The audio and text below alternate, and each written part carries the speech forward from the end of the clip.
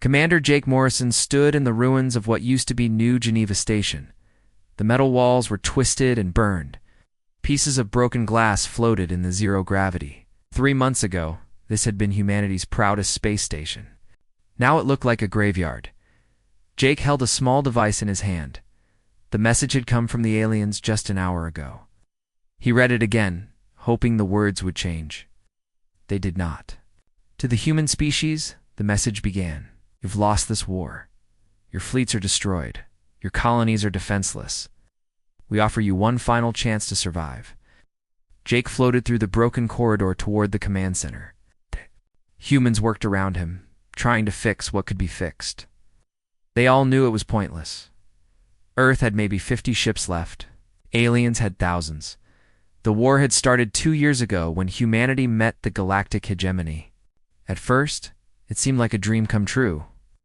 Other intelligent life in the universe, species that had traveled between stars for thousands of years. Humanity was excited to join this great galactic community, but the aliens were not happy to meet humans. They were afraid. The Zephyrians looked like living crystals. They spoke with voices that sounded like music. They had built beautiful cities that floated in space. They seemed peaceful and wise. The Keth were different. They looked like giant insects with 6 arms and compound eyes. They moved fast and thought fast. Their ships were sleek and deadly. But they followed the Zephyrians in most things. Together, these species and others formed the hegemony. They ruled most of the galaxy. They had rules about war, about technology, about how species should behave. They had kept peace for over 10,000 years. Then humans arrived and broke everything. Humans were different from other species. The hegemony had met. Most alien races took thousands of years to develop space travel. Humans had done it in less than 300 years. Most species were careful with new technology. Humans used it quickly and found new ways to make it better. Most species followed rules. Humans made their own rules. The hegemony watched Earth for 50 years before making contact. They saw humans fight wars, explore dangerous places, and create new things faster than any species they had ever known. The aliens became worried. When first contact finally happened, the hegemony leaders made a decision. Humans were too dangerous to be allowed to spread through the galaxy. They had to be stopped. The war began with words. The aliens told humans they could only stay in their own solar system. No human colonies beyond Earth and Mars. No human exploration of other stars. No human contact with other species without hegemony permission. Humans said no. The shooting started 6 months later. Earth's small fleet fought bravely, but they were outnumbered 100 to 1. Human technology was new and creative, but alien technology was old and tested. Human ships were fast and clever, but alien ships were everywhere. The Battle of Luna. 3 months ago had been the end. Admiral Carl Bennett had led every ship humanity could gather to protect the moon colonies. 200 human vessels against over 3,000 alien ones. Jake had been there, commanding the destroyer Liberty. He watched most of his friends die that day. He watched the moon bases burn, watched humanity's hope disappear into the black of space. Now Jake read the rest of the alien message. The terms were simple and horrible. All human colonies outside the Sol system would be abandoned. Every human settlement on planets around other stars would be destroyed. The people living there would be brought back to Earth or killed. All human space technology would be given to the hegemony. No more human spaceships. No more human weapons. No more human exploration of the galaxy. All humans would submit to genetic modification. The aliens called it behavioral adjustment. Jake knew what it really meant. The aliens wanted to change human DNA to make them less aggressive, less curious, less human. Hegemony peacekeepers would be stationed throughout the Sol system forever. They would watch everything humans did. They would decide what technology humans could have. They would control human reproduction to make sure the population never grew too large. The message gave Earth 72 hours to agree. If humans refused, the aliens would destroy Earth completely. Jake reached the command center. President Helen Adams was there, along with the other surviving leaders of humanity. They all looked tired and defeated. "You read it?" President Adams asked. Jake nodded. Every word. "Dr. Parker thinks the genetic modifications will sterilize us," Adams said. "Not right away, but within a few generations. We agree to their terms and humanity dies out anyway." Dr. Lisa Parker looked up from her computer. She had been studying alien biology since first contact. "The hegemony has done this before," she said. 3 other species that they considered problematic? All 3 are extinct now."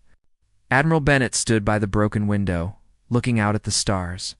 His fleet was gone. His career was over. But his voice was still strong. "There's another option," Bennett said. Everyone turned to look at him. "The Titan Project," Bennett continued. "And the Europa Labs. Both facilities are still operational." President Adams frowned. "Those projects violate every treaty on warfare. The weapons they're developing are banned by every civilized species in the galaxy.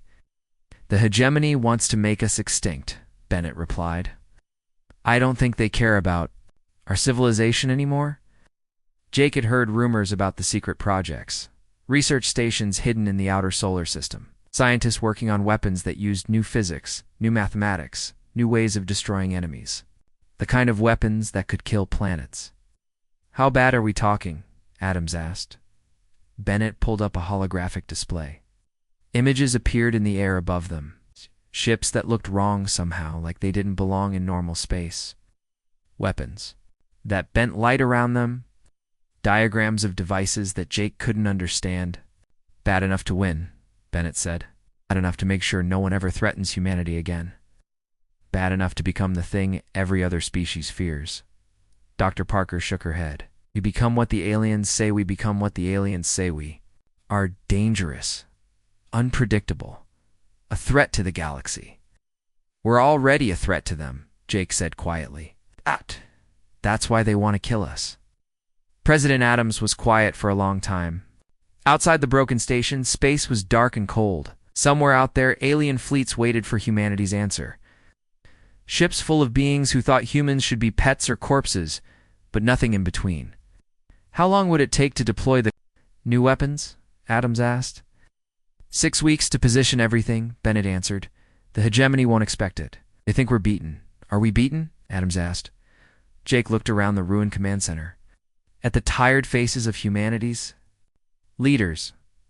At the broken equipment and twisted metal. At the empty space where Earth's fleet used to be. "No," he said. "We're not beaten. We're just getting started." Adams nodded slowly. She walked to the communication console and activated the galaxy-wide broadcast system. Or her voice would reach every alien world, every hegemony outpost, every species that thought humanity was finished. "This is President Helen Adams of Earth," she began. "We have received your ultimatum. We have considered your terms." She paused and looked at each person in the room. When she spoke again, her voice was cold as the space between stars. "Our response is simple, no." She paused again, letting that word echo across the galaxy. "You want us to surrender? You want us to accept slow death? You want us to become your pets? Here is our counter-proposal." Adams leaned closer to the microphone. Words would be remembered forever. No mercy. The transmission ended. In the silence that followed, Jake could hear the broken station settling around them. Soon, the aliens would receive Earth's message.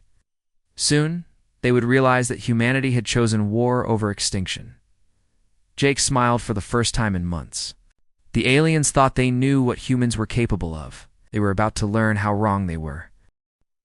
6 weeks before the ultimatum arrived, Captain Ryan Torres was running for his life. His small scout ship flew through the asteroid field near Centauri Alpha, dodging chunks of rock the size of buildings. Behind him, 3 alien fighters were. Catching up fast, Ryan's ship was faster than anything humans had built before. But the alien vessels were older and new tricks that human technology had not learned yet.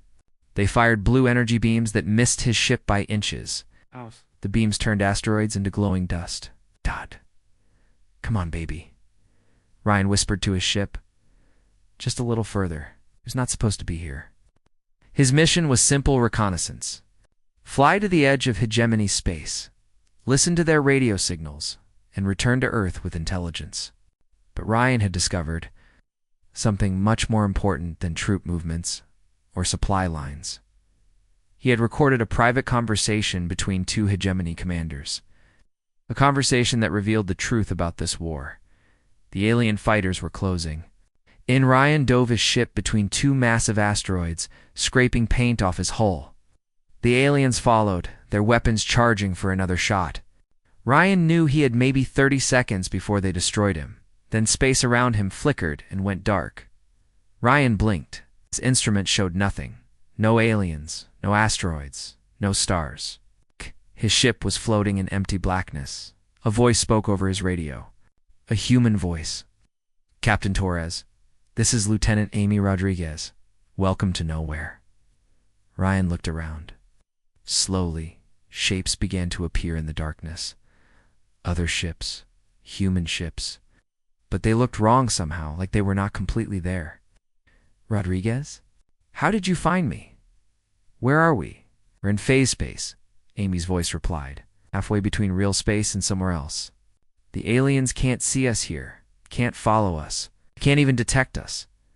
Ryan's scout ship was pulled toward a larger vessel. As he got closer, he could see it more clearly. It looked like a human destroyer, but parts of it seemed to fade in and out of existence. The hull had strange markings that hurt his eyes to look at. "Dock with us," Amy said. "Dr. Cross wants to talk to you. Says you found something important." 20 minutes later, Ryan stood in the briefing room of the phase ship Phantom. The room looked normal except for the walls, which sometimes showed the inside of the ship and sometimes showed the empty darkness outside. It was like looking through water. Lieutenant Amy Rodriguez was younger than Ryan had expected. She had been one of the first test pilots for the phase drive technology. Her job was dangerous. Phase space was not meant for human minds. Pilots who spent too much time there sometimes forgot how to exist in normal space. Dr. Nathan Cross was. Older, with gray hair and tired eyes. He had been working on secret weapons since the war began. He looked like a man who had not slept in months. "Captain Torres," Dr. Cross said, "we understand you intercepted hegemony communications near Centauri." Ryan nodded and handed over a data chip. 3 hours of recorded conversation between Admiral Kethler and Zephyr in command. "But doctor, what I heard, ... "Play it," Cross said. The recording began with alien voices speaking in their translated language. The words appeared as text on the screen while the alien sounds filled the room. "The human question must be resolved permanently," said the first voice. This was Admiral Kethler, leader of the insect-like Keth forces. "Agreed," replied the second voice, melodic and crystal clear. This was a Zephyrian commander. "Containment has failed. Static modification protocols are prepared." "How long?" asked Kethler. 3 generations maximum. The modifications will appear to enhance human intelligence and health. In reality, they will prevent reproduction. Humans will welcome their own extinction. Ryan paused the recording. "It gets worse," the alien voices continued. The proud Andromedans, who had been too militaristic. The vegan explorers, who had spread too quickly. Through space, the Tau builders, who had created technology the hegemony could not control, all extinct now. All killed slowly, carefully, so the other species in the galaxy would not realize what was happening. "The humans are the greatest threat we have faced," the Zephyrian continued. "In 300 years, they have advanced from primitive chemical rockets to quantum drive systems. At this rate, they will surpass hegemony technology within a century." Their psychological profiles are equally concerning, Kethler added. "They do not accept authority. They question everything. They innovate constantly. These traits make them impossible to control. The final solution is the only solution," the Zephyrian concluded. "Total extinction disguised as mercy." Dr. Krauss turned off the recording. The room was quiet for a long moment. "How long have you known?" Ryan asked. "We suspected from the beginning," Cross replied. The hegemony's demands were too specific, too focused on limiting human expansion and development. This war was never about territory or resources. Amy stood up and walked to the strange wall. She put her hand against it, and Ryan could see her fingers fade in and out of existence. "They're afraid of us," she said. "They've been watching us for decades, maybe centuries. They saw what we could become, and it terrified them." So they "Decided to kill us all," Ryan said. "Yes," Cross nodded. "They made one mistake. They underestimated how far humans will go to survive." Cross activated a holographic display. Images appeared in the air above the table. Ryan saw space stations he did not recognize, ships with impossible designs, and weapons that looked like they belonged in nightmares. "Welcome to the Prometheus Project," Cross said. "For the past year, we have been developing technologies that the hegemony believes are impossible." The first image showed a massive facility built into an asteroid, Europa Station, Cross explained. "Our primary research facility, hidden under 2 miles of ice. The aliens don't even know it exists." The second image showed strange ships that seemed to bend light around themselves. "Phase vessels," Amy added. "Like ships that can exist partially outside normal space-time, invisible to all known detection methods."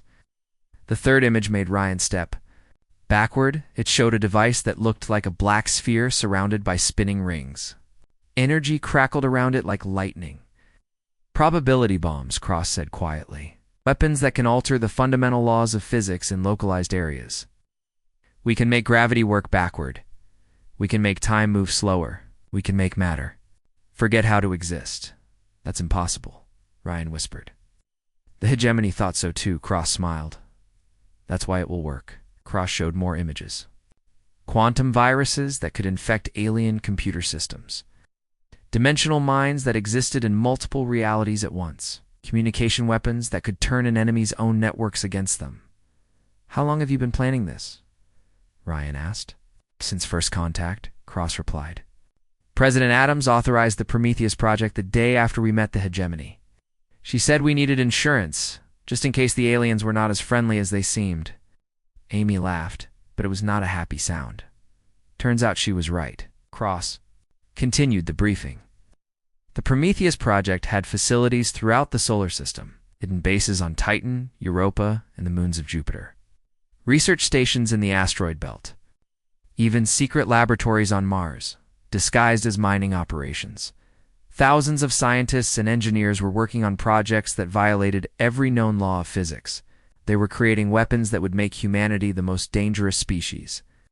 "In the galaxy, aliens want to eliminate us because we're unpredictable," Cross said. "They're about to learn just how unpredictable we can be." Ryan studied the holographic displays. Ships that could attack from impossible angles. Weapons that could destroy enemies without being detected. Technologies that could turn the hegemony's greatest strengths into weaknesses.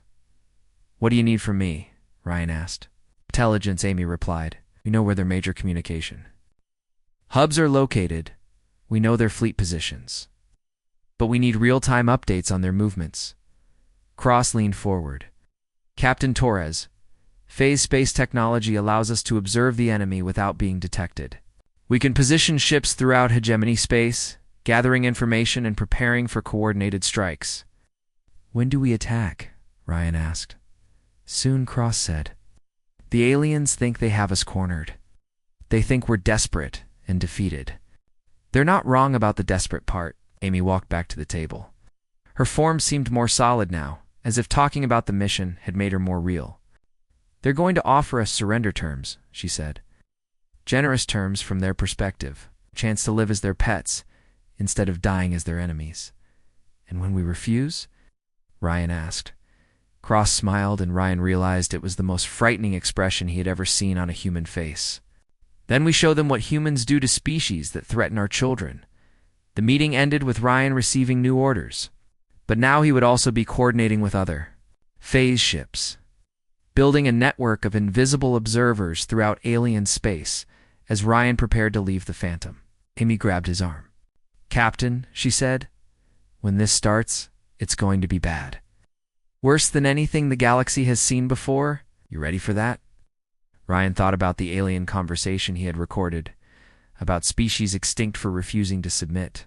about The slow poison the hegemony wanted to put in human DNA. The countdown had reached 0. Operation Silent Night began at exactly midnight, Earth time, across 200 star systems. Human phase ships materialized from the darkness between dimensions. Colonel Sandra White watched her target through the viewport of her stealth ship. The Zephyrian homeworld hung before her like a giant crystal, beautiful and cold. Around it, massive orbital stations floated in perfect formation. These stations were the heart of the hegemony's quantum communication network. All teams. This is White Leader. Sandra spoke into her headset. Target confirmed. Begin Phase 1. Her ship, the Silent Storm, dropped out of phase space directly above the largest orbital station. The aliens had no idea she was there. Sensors could not detect phase ships. Their weapons could not target what they could not see. Sandra's crew worked quickly and quietly. They attached small devices to the station's communication array. The devices looked harmless, like tiny metal spiders. But each one contained a quantum virus that would spread through the alien network like wildfire. Virus deployed, reported. Her weapons officer, Lieutenant Carl Davis, had 30 seconds to activation. Sandra watched the alien station continue its normal operations. Thousands of Zephyrians moved through the crystal corridors, their bodies glowing with soft light. They had no idea that their civilization was about to end. The virus activated. At first, nothing seemed to happen. The station continued to function normally. The aliens went about their daily routines. The quantum network hummed with the same traffic it had carried for thousands of years. Then the screaming started. Sandra had studied Zephyrian biology for months. She knew that the crystal beings did not just use their quantum network for communication. The network was part of their consciousness itself. Every Zephyrian was connected to every other through quantum entanglement. Ow. They shared thoughts, memories, and emotions across vast distances. The virus did not just destroy their communications. It rewrote them. Sandra watched through her scope as the Zephyrians on the station began to collapse. Their crystal bodies flickered and went dark. They were not dying, but something worse was happening. They were being cut off from each other for the first time in their species' history. "My God," whispered Carl. "They're all alone now." The effect spread quickly. The quantum virus jumped from station to station, planet to planet, system to system. Every Zephyrian in the galaxy was suddenly isolated inside their own mind. A species that had shared consciousness for millions of years was now a collection of confused, terrified individuals. But Sandra's mission was not finished. The virus was designed to do more than just isolate the Zephyrians. It would rewrite their entire network, turning their greatest strength into humanity's weapon. Phase 2, Sandra ordered. To take control of their systems. The virus began its second function. Instead of simply destroying the Zephyrian network, it took it over. Human programmers had spent months learning how alien quantum systems worked. Now they used that knowledge to turn the network into a weapon. Every Zephyrian communication hub became a broadcasting station for human messages. Every quantum relay began transmitting Earth's propaganda. The aliens' own network started telling them that resistance was futile, that humanity was their new master. Meanwhile, 300 light-years away, Commander Greg Thompson was watching. Something equally horrible happened to the Keth forces. The insect-like aliens had always been different from the Zephyrians. Where the crystal beings shared consciousness, the Keth followed strict hierarchies. Every Keth knew their place in the hive. Orders came from the top and flowed down through layers of command. The Keth had relied on the Zephyrians for strategic planning and coordination. When the quantum virus hit the crystal beings, the insects lost their commanders. Suddenly, millions of Keth soldiers had no orders to follow. Greg watched from his phase ship as a Keth's battle fleet began to tear itself apart. Without central command, different groups of insects started fighting each other. Some tried to retreat to their homeworld. Others attempted to continue attacking human colonies. Still others simply stopped moving and waited for orders that would never come.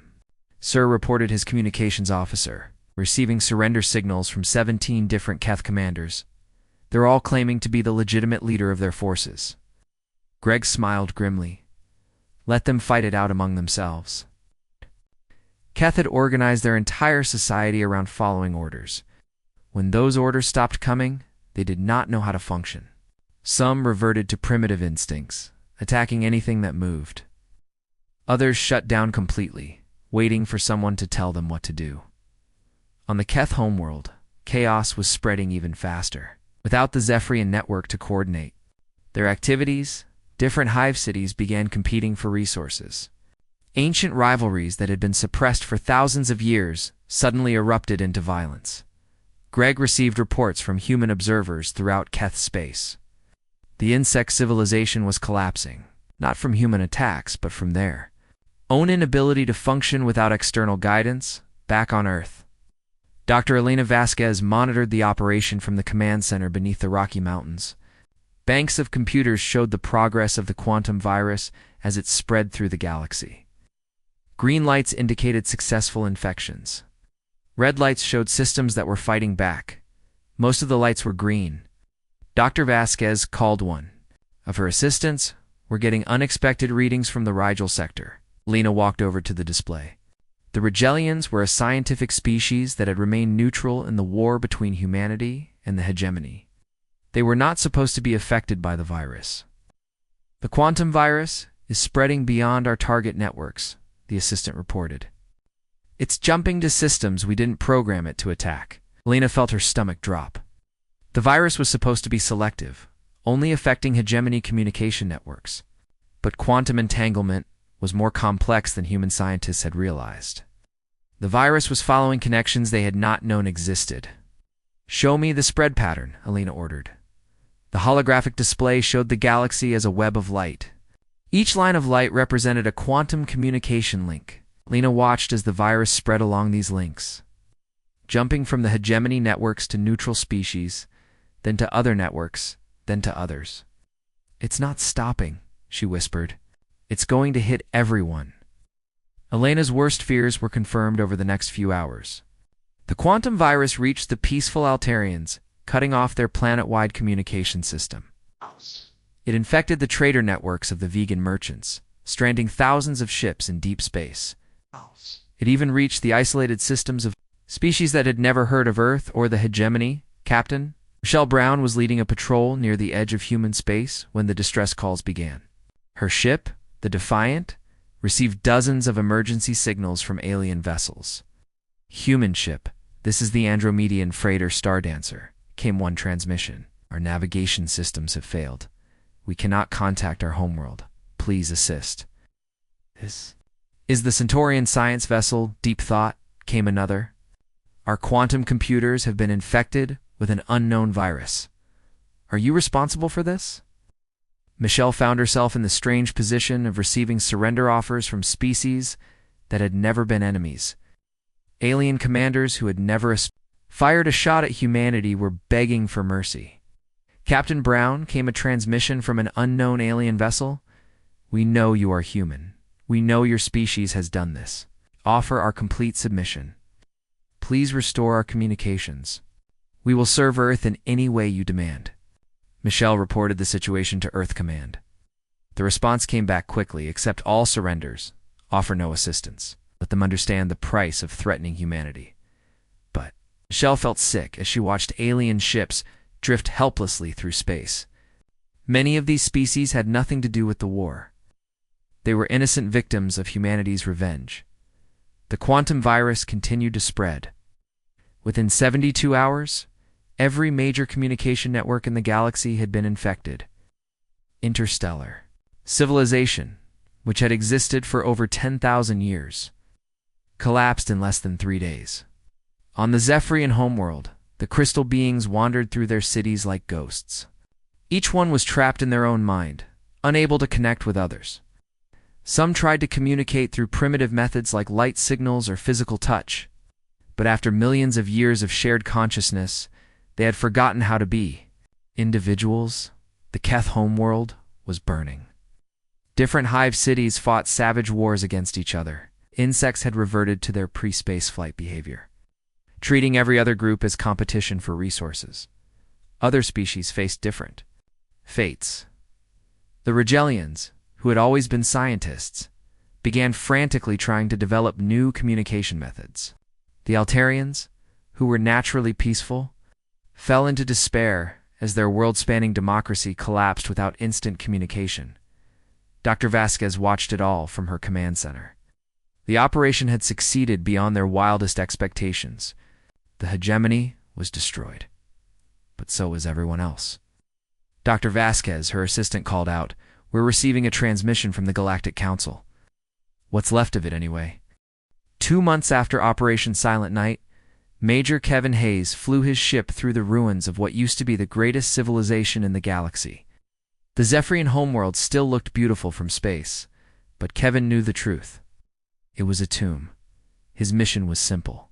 Earth Command wanted to know exactly what their quantum virus had done to the alien worlds. They needed to understand the full scope of their victory. Kevin was part of the assessment team sent to catalog the damage. The crystal cities of the Zephyrians still floated in space around their planet. Oh, but they were dark now. No lights flickered in the transparent walls. No energy patterns flowed through the crystal structures. The cities looked like expensive jewelry left on a dead body. "Landing team, this is Hayes," Kevin spoke into his radio. "Beginning descent to the primary city. Expect no resistance." His ship touched down on what used to be the main spaceport. Kevin and his team stepped out wearing full environmental suits. The air was still breathable, but they were not taking any chances. The city was silent. Kevin had studied Zephyrian culture. Before the mission, these beings never stopped moving, never stopped communicating, never stopped sharing their thoughts with each other. The silence was unnatural. Then he saw the first Zephyrian. The crystal being stood in the middle of the street, perfectly still.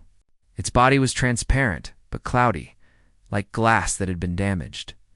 Kevin approached carefully. Hello. He said through his suit's translator. "Can you understand me?" Zephyrian turned slowly. Yes. Its movements were jerky and uncertain. When it spoke, its voice was barely a whisper.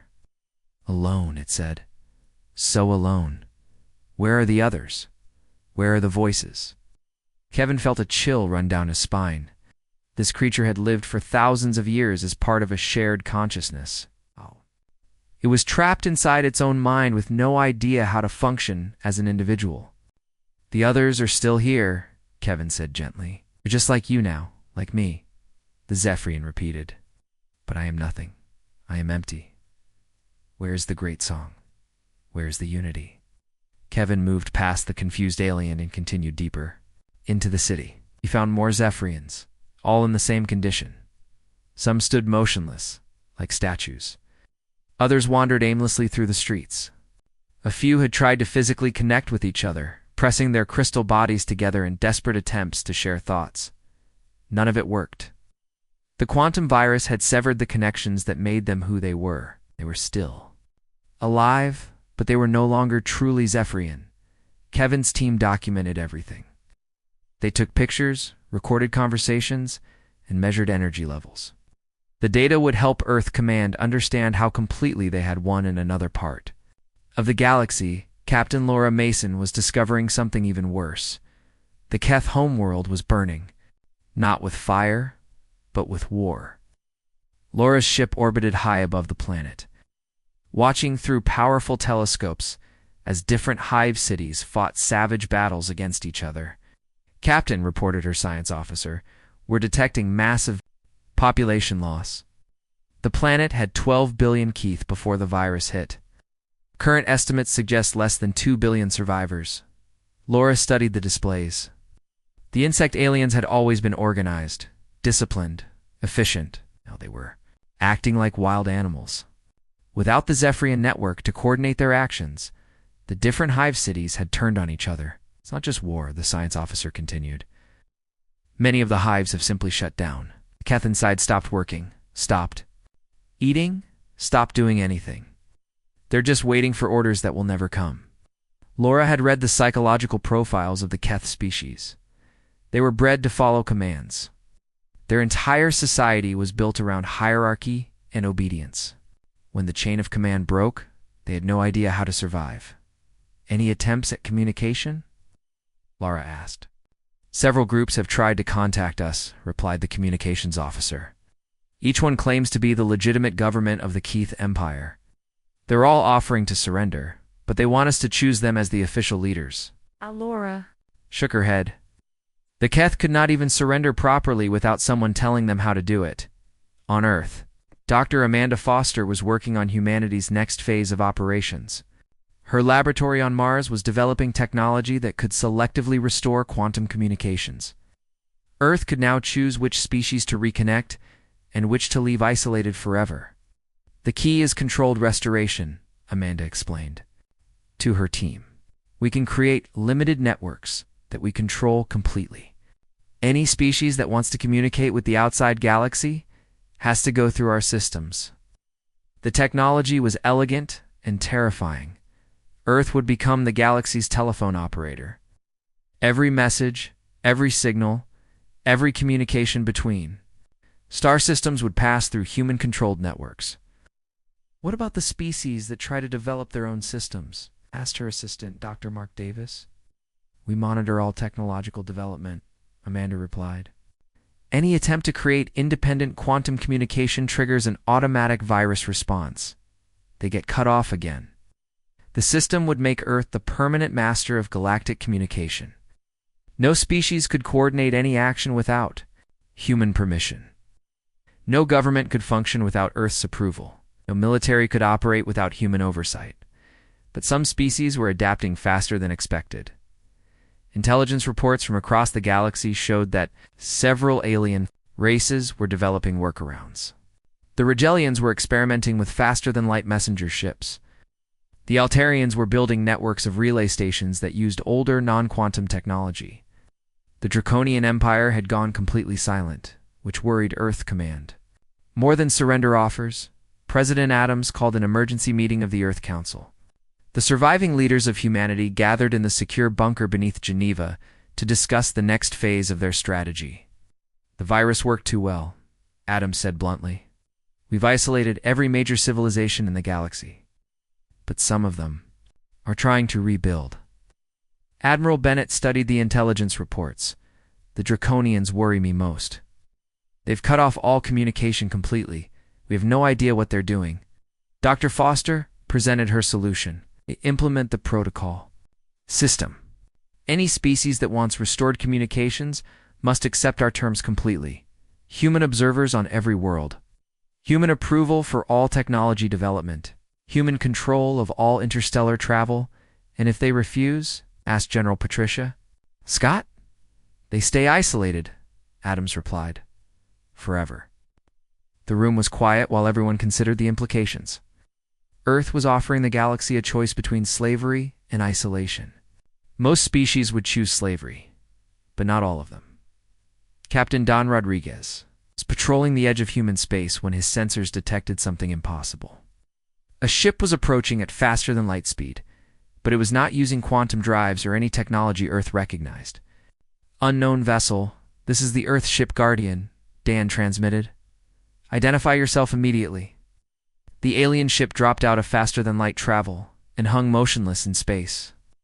It was unlike anything in Earth's databases. The hull seemed to be made of living metal that shifted and flowed like liquid. Strange symbols glowed along its surface. This is Commander Zax of the Draconian Empire, came the reply. We wish to speak with your leaders. Dan felt his blood turn cold. The Draconians had been silent for 2 months. Earth had assumed they were as helpless as the other alien species. Apparently they were wrong. Commander Zax, you are in human-controlled space. State your intentions. We come to deliver a message, the Draconian replied. The Empire has developed new technologies. We are no longer dependent on quantum communication. We offer Earth a choice. Dan alerted Earth Command immediately. Within hours, a full battle fleet was on its way to his position. But the Draconian ship made no aggressive moves. It simply waited. When Admiral Bennett arrived with the fleet, the alien commander repeated his message. People of Earth, Commander. Zax said, you have destroyed the old order of the galaxy. The hegemony is gone. No species are helpless without their quantum networks. But the Draconian Empire has adapted. Bennett listened carefully. The Draconians had always been proud and independent. If any species could find a way around Earth's control, it would be them. We have developed bioquantum technology, Zax continued. living ships that can communicate through organic networks. Technology that your virus cannot touch. We are no longer dependent on artificial quantum systems. The implications hit Bennett. Immediately. If the Draconians had truly developed virus-proof technology, they could share it with other species. Earth's control of the galaxy would be broken. What do you want? Bennett asked. Coexistence, Sachs replied. The Empire claims 12 star systems in the Galactic Rim. You will remain there and trouble no one. In exchange, we want guaranteed independence. No human observers, no Earth oversight, no interference in our internal affairs. Bennett knew he could not make this decision alone. He opened a channel to President Adams. Madam President, we have a situation. Adams listened to the report in silence. Then she spoke with the voice that had become familiar to the entire galaxy. Commander Zax, this is President Adams of Earth. Your offer is noted. But you seem to misunderstand the new reality. There are no independent species anymore.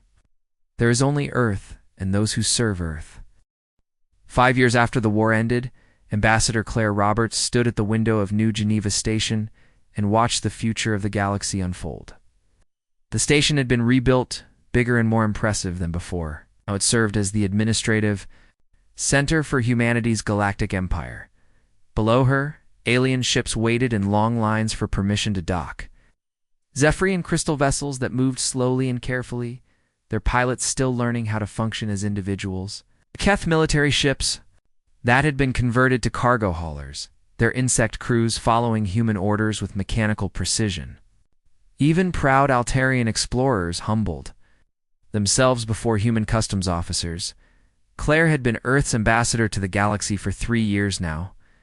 Her job was to manage the surrender requests, trade negotiations, and cooperation agreements that flowed through the station every day. It was not the diplomatic career she had dreamed of, but it was the one humanity needed. Ambassador Roberts, her assistant, called from across the room. The Rigelian delegation is here for their monthly review. Claire sighed and walked to her office. The Rigelians were one of the success stories of the New Order. The scientific species had adapted quickly to human oversight. They contributed research and technology in exchange for limited communication, privileges, and protection from more aggressive neighbors. Dr. Kethter, the lead Rigelian scientist, bowed deeply when Claire entered. His species had learned human customs quickly. They understood that survival meant pleasing their new masters. Ambassador Roberts Kethter said in carefully practiced English, "We have completed the gravitational studies you requested. Our teams have also made progress on the medical research projects." Claire reviewed the data on her tablet. The Rigelians were working on technologies that could help humanity explore regions of space that were too dangerous for human ships. In return, they received protection and access to human quantum networks. "Excellent work," Dr. Claire said. "Earth Command will be pleased. Your communication privileges are extended for another month." Kethter's relief was obvious. Access to human networks. His people could not coordinate their research or contact their colonies. Earth held the power to isolate any species at any time. "Thank you, Ambassador," Ketho said. "We live to serve humanity." The phrase had become common among the surviving alien species. Those who wanted to thrive in the new galaxy learned to say it often and mean it completely. After the Rigelians left, Claire received her daily intelligence briefing. Commander Tony Garcia joined her via secure video link from his patrol ship in the outer system. "Status report, Commander," Claire said. Tony's face appeared on the screen. Behind him, Claire could see the bridge of his dreadnought, the Vengeance. The ship was one of humanity's new supervessels, built with technology taken from a dozen conquered species. 3 incidents today, Tony reported. A group of Keth ships tried to leave their assigned shipping lanes. We reminded them of the rules. They returned to proper course immediately. Claire nodded. The rules were simple and enforced strictly. All alien ships had to follow approved routes. Any deviation resulted in immediate intervention by human forces. "Second incident?" she asked. Altarian merchant vessel requested permission to establish a new trade route. "I referred them to you for approval." "Denied," Claire said immediately. "They're already at their quota for independent operations." Tony smiled. I figured the third incident is more interesting. Long-range sensors detected unknown signals from outside the galaxy. Claire felt her stomach tighten. For 5 years, Earth had been the undisputed master of known space, but they always knew this day might come. Details. Multiple signals, different frequencies, definitely artificial. Someone out there knows what happened to galactic civilization. They're coming to investigate. Claire closed the connection and immediately contacted Earth Command. President Adams, now in her 3rd term, took the call from her office in the rebuilt White House. Madam President, Claire reported, "We have confirmation of external contact. Unknown civilizations are approaching from outside the galaxy." Adams was quiet for a moment. Then she spoke with the same cold determination that had carried humanity through the war. "How long until they arrive?" Estimates range from 6 months to 2 years depending on their technology level. Military assessment? Unknown. We have no data on their capabilities or intentions. Adams activated her emergency council. Within an hour, Earth's top military and scientific leaders were gathered in the secure bunker beneath Geneva. The same room where they had planned Operation Silent Night now hosted discussions about humanity's next challenge. Admiral Bennett, now gray-haired but still sharp, studied the sensor data. "We can't assume they're friendly. Any civilization advanced enough for intergalactic travel is potentially more dangerous than the hegemony ever was." Dr. Paul Johnson, head of the Xenological Institute, disagreed. "It might be explorers or scientists. Not every species is automatically hostile to humanity." "Every species we've met so far tried to eliminate us," Bennett countered. "I recommend we prepare for the worst." President Adams listened to the debate, then made her decision. "We prepare for war, but we also prepare for diplomacy. If these newcomers are reasonable, we can negotiate. If they're hostile, we destroy them." The next 6 months saw the largest military buildup in human history. Shipyards throughout the solar system worked around the clock, building new vessels. The phase drive technology that had won the First War was improved and mounted on larger ships. Quantum virus weapons were refined and prepared for deployment, but Adams also authorized diplomatic preparations. Translation systems were developed. For unknown languages, cultural analysis teams studied the limited data from the approaching signals. Earth would be ready for either war or peace. The aliens arrived on a Tuesday, Captain. Lisa Harper was commanding the Outer System Patrol when the first ships appeared. They emerged from faster-than-light travel at the edge of the solar system. Their vessels unlike anything in Earth's databases. The ships were enormous, easily 10 times the size of humanity's largest dreadnoughts. Their hulls seemed to be made of some kind of living crystal, but different from Zephyrian technology. Energy patterns flowed across their surfaces like neural networks. "This is Captain Harper of the Earth Defense Force," Lisa transmitted. Unknown. "Vessels, you have entered human space without permission. State your intentions immediately." The response came in perfect English, spoken with an accent that somehow sounded ancient and wise. "Greetings, people of Earth. We are the Eternal Collective, representatives of the civilizations beyond this galaxy. We have come to investigate the sudden silence that fell upon your galactic community 5 years ago," Lisa reported to Earth Command while keeping her weapons trained on the alien ships. The newcomers made no aggressive moves, but their size alone was intimidating. President Adams took personal command of the first contact situation. She opened a direct communication link to the alien vessels. "This is President Adams of Earth and the Terran Empire. Welcome to our galaxy. We are prepared to discuss your presence here." The alien response came immediately. "President Adams, we know what happened here. Our long-range sensors detected the quantum cascade that destroyed galactic civilization. We know that your species was responsible." Adams felt a chill but kept her voice steady. "We defended ourselves against an enemy that sought our extinction. Our actions were justified," perhaps the alien replied. "We have come to determine whether your species represents a threat to civilizations beyond this galaxy. Your actions here have been ... instructive." The conversation continued for hours. The Eternal Collective revealed that they represented dozens of galactic civilizations in nearby cosmic structures. They had been monitoring this galaxy for thousands of years, studying its development and occasionally making contact with advanced species. The hegemony contacted us long ago, the alien explained. Yes. They sought advice on dealing with an emerging species that they considered dangerous. We advised patience and careful study. Instead, they tried to eliminate us, Adams replied. Yes. And you responded by destroying galactic civilization. The question now is whether you will stop with this galaxy or continue expanding. Adams realized this was a test. The fate of humanity might depend on her next words. We have no interest in expansion beyond our current territory, she said carefully. We seek only security for our species and those under our protection. Sure. Protection? The alien asked. Or your control? Adams looked around the command center. Her staff waited for her response. The future of humanity hung in the balance. Control, she said finally. Complete control, because that is the only way. To ensure that no one ever threatens Earth again. The alien was quiet for a long moment. Then it spoke again, and Adams could hear something like approval in its voice. Honest answer, President Adams. Very human. We have reached our decision. Adams held her breath.